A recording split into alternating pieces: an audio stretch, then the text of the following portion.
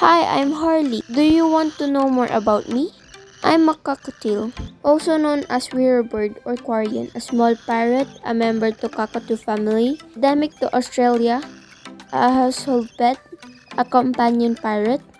This is how I look like if I'm a male or a female. Follow me if you want to know. Do I look like a male or do I look like a female? Watch me out. Male, female, male, female, male, female, male, female. Time to sleep na po. On my next video, I'll tell you more about me.